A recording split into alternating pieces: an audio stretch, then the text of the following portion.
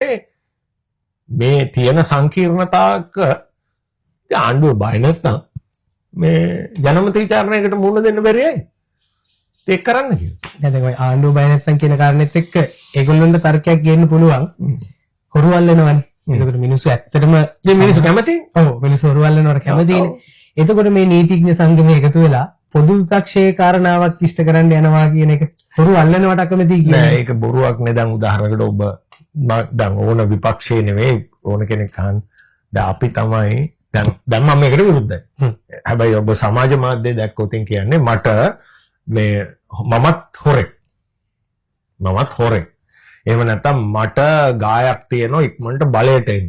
ඒ හින්දා තමයි මේ කෑ ගහන්නේ. උක තමයි කියන ප්‍රතුල ජනප්‍රිය කතා. දැන් අපේ ඉතිහාසය බලන්න.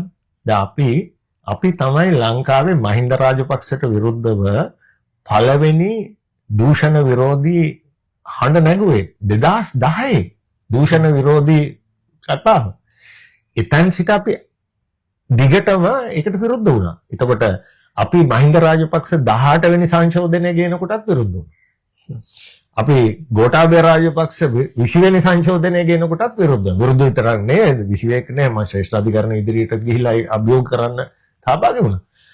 ඊළඟට අපි ශිරානි බණ්ඩාරනායක මහත්මිය මගේ ගුරුවරිය මගේ ඉතාම හිතවත්. නමුත් GLP රිස් මහත්මයා ශිරානි බණ්ඩාරනායක මහත්මිය පත් කරනකොට මම GLP රිස් මහත්මයා ළඟ ඉඳගෙන ඒකට විරුද්ධ වුණා. ඇයි අපි විරුද්ධ වෙන්නේ? ඒකනේ වැදගත් වෙන්නේ. ඒ විරුද්ධ වෙන්නේ මේ ආණ්ඩුවට රිදවන්නද? නෑ. මෙතන තියෙන ප්‍රතිපත්තිම ප්‍රශ්නයක්. පළවෙනි එක අර්ථනෝමතික භාවය. ඔබට අයිතියක් නැද්ද මේ පිළිබඳව පුරවැසියෙක් හැටියට මේක සාකච්ඡා කරන්න? කොහොම සාකච්ඡා? දැන් අර ලාල් විජේනායක මහත්තයා කියනවා අඩු ගානේ NPP එකේවත් එක සාකච්ඡා කරේ නැහැ කියලා. නේ?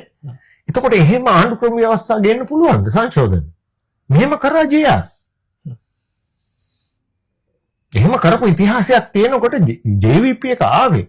අනුර කුමාර දිසානායක ආවේ මේවා නැවතත් කරන්නේ නැහැ කියලා 75 වසරකට සාප කරමින්. ඉතින් එහෙම තත්ත්වයක අපි කොහොමද බලාගෙන ඉන්නේ මේකට කටවහගෙන? අපිට හොරු ආරක්ෂා කරන්න ඕනේ. අපි ආණ්ඩුවට පැහැදිලිව කියනවා ඉන්න ඔක්කොම හොරු අල්ලන්න. මේකයි ඒකට පටලවන්න එපා කියලා අපි කියන්නේ.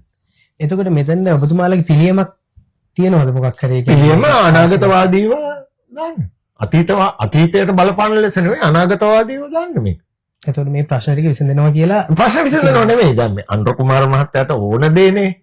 දැන් මේක පුංචි බබෙක් වගේනේ යා.